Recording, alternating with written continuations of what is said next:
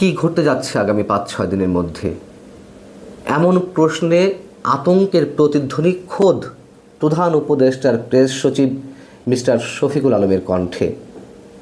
আবার অন্যদিকে বৃহস্পতিবার যে একটি খুবই গুরুত্বপূর্ণ একটি খবরের যেই শিরোনাম কিংবা নানান গণমাধ্যমে যেভাবে উঠে এসেছে, তাতে গত কয়েক মাসে যে নানান ধরনের গুঞ্জন শোনা যাচ্ছিল যে আওয়ামী লীগ নেতাকর্মীরা প্রশিক্ষণ নিচ্ছেন, তারা গেরিলা আক্রমণ করতে পারে, তারা সরকার উৎখাতের বিষয়ে তারা বেশ তোড়জোড় করে নামছে, সে বিষয়ে যে খবরটি আমরা পেলাম সেটি নিয়েও অনেক ধরনের প্রশ্ন রয়েছে। সেই প্রশ্নগুলো অন্তত আমি একটু উত্থাপন করতে চাই আপনাদের সামনে।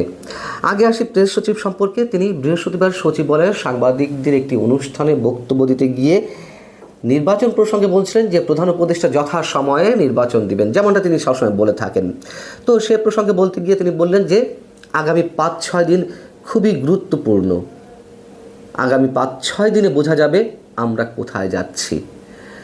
তার মানে কি আগামী ৫-৬ দিনের মধ্যে বর্তমান সরকারের বিদায় ঘণ্টা চূড়ান্তভাবে বেজে উঠতে পারে? আওয়ামী লীগ যে পরিকল্পনা নিয়েছে সেই পরিকল্পনা তারা বাস্তবায়ন করবে, নাকি অন্য কোনো সরকার আসবে?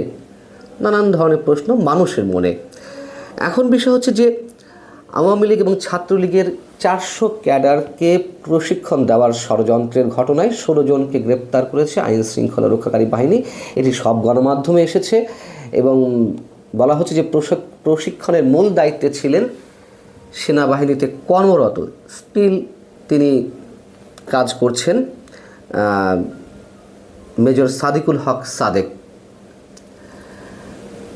এবং সরকার উৎখাতের পরিকল্পনা অনুযায়ী এর আগে রাজধানীর ৪টি স্থানে প্রশিক্ষণ চলেছে। সুরক্ষিত একটি স্থানেও নাকি প্রশিক্ষণ দেওয়া হয়েছে আওয়ামী লীগ, ছাত্রলীগ, যুবলীগের বাছাই করা ক্যাডারদের, মানে গণমাধ্যমের খবর অনুযায়ী। এবং সব মিলিয়ে এ পর্যন্ত ২৫০০ জনকে প্রশিক্ষণের আওতায় আনা হয়েছে। আবার এই প্রশিক্ষণের দায়িত্বগুলো সমন্বয় করছিলেন একজন মেজর। এখন ইনি অন্য কোনো মেজর নাকি যেই সাদিকুল হক সাদেককে আটক করা হয়েছে, মেজর সাদেককে, তিনি, এটি ঠিক কনফার্ম নয়।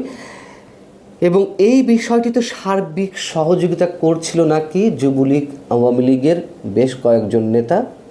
আর প্রশিক্ষণ সহ সরকারের বিরুদ্ধে তোড়জোড় করে মাঠে নামা বা গেরিলা আক্রমণ ইত্যাদি সব বিষয়গুলো নাকি তত্ত্বাবধান করছিলেন ভারতে অবস্থানরত সাবেক স্বরাষ্ট্রমন্ত্রী আসাদুজ্জামান খান কামাল। এই হচ্ছে মোটা দাগে গণমাধ্যমের খবর। এবং বিষয়টি তখনই গুরুত্বপূর্ণ হয়ে উঠেছে যখন কিনা মেজর সাদেককে হেফাজতে নিয়েছে সেনাবাহিনী, একই সঙ্গে তাকে জিজ্ঞাসাবাদও করা হচ্ছে। এই তথ্যটি স্বীকার করে নিয়েছেন বা নিজের মুখে বলেছেন সেনা সদরের মিলিটারি অপারেশনস পরিদপ্তরের পরিচালক ব্রিগেডিয়ার জেনারেল মোহাম্মদ নাজিমুদ্দৌলা। ঢাকা সেনানিবাস অফিসার্স মেসে একটি সংবাদ সম্মেলন ছিল বৃহস্পতিবার, সেখানে তিনি এই বিষয়ে কথা বলেছেন। তিনি যা বলেছেন তা হচ্ছে এরকম যে মেজর সাদিকের বিষয়টি আমাদের নজরে এসেছে, যদিও বিষয়টি তদন্তাধীন রয়েছে, তারপরেও আমি বলবো এরকম একটা ঘটনার কথা জানার পরে সেনাবাহিনী তাকে হেফাজতে নিয়েছে, তার বিষয়ে তদন্ত চলমান রয়েছে। যেহেতু বিষয়টি তদন্তাধীন, তাই এ বিষয়ে এর চেয়ে বেশি কিছু তিনি বলতে চাননি। শুরুতেই যে কথা বলছিলাম যে এই যে প্রশিক্ষণের বিষয়টি নিয়ে, সেটি নিয়ে খুবই গুরুতর অনেকগুলো প্রশ্ন উঠতে পারে। প্রথম প্রশ্ন হচ্ছে যে আমি বলছি না যে এগুলো একেবারে গুজব বা গুঞ্জন আকারে একেবারে উড়িয়েও দিচ্ছি না, আবার সত্যতা কতখানি সেটি নিয়েও প্রশ্ন উঠতে পারে। প্রথম প্রশ্ন হচ্ছে যে সেনাবাহিনীতে কর্মরত একজন মেজর পদের একজন ব্যক্তিকেই কেন প্রশিক্ষণ দিতে হচ্ছিল? মানে এর চেয়ে আরও ভয়ঙ্কর কোনো প্রশিক্ষণ, গেরিলা আক্রমণের জন্য প্রশিক্ষণ, ট্রেনিং, এগুলো কি দেওয়ার মতন সাবেক কোনো সেনা কর্মকর্তা নেই বা অন্য কোনো ব্যক্তি নেই যে চাকরিতে থাকা অবস্থাতেই একজন মেজর গোপনে আওয়ামী লীগের নেতাকর্মীদের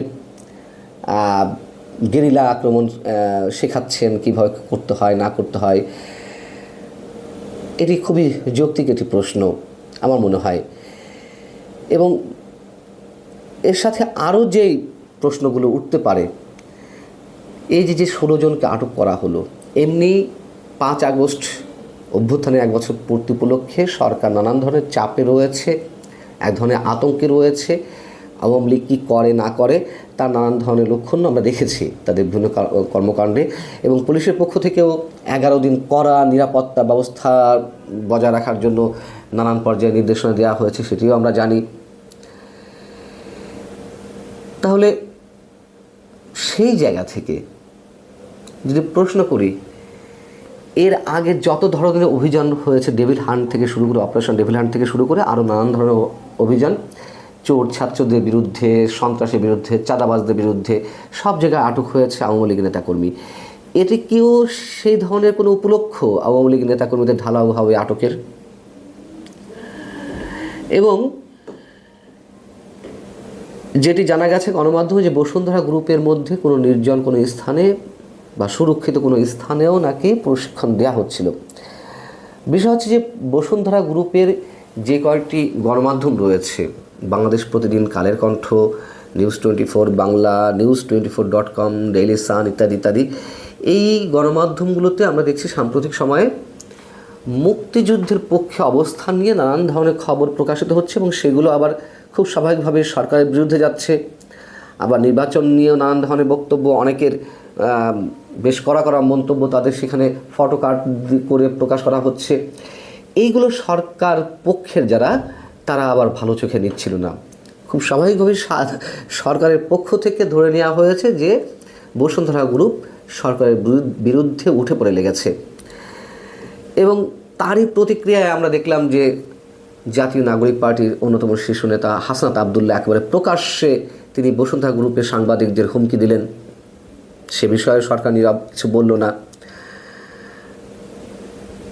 এগুলো তারই কোনো অংশ কি না আমরা জানি না। এবং সবশেষ যদি বলে থাকি, মানে ধরে নেই যারা আটক হয়েছেন তাদের সংখ্যা 16। ট্রেনিং নিয়েছেন গণমাধ্যমের খবর অনুযায়ী প্রায় 2500 জন। তাহলে তারা কোথায়? নিশ্চয়ই তারা ছড়িয়ে ছিটিয়ে রয়েছে। তাহলে কি আসলে কিছু ঘটতে যাচ্ছে, আসলে কিছু ঘটবে, তাও জানি না আমরা। শুধু গুঞ্জন চারিদিকে অনেক ধরনের অনেক খবর বাতাসে ছড়িয়ে বেড়াচ্ছে। এবং এই কথাও তো সত্য, গত কয়েকদিন ধরে সুশীল সমাজ থেকে শুরু করে বিভিন্ন মহল থেকে এরকম মন্তব্য করা হচ্ছে যে সরকারের বিদায় ঘণ্টা বেজে উঠে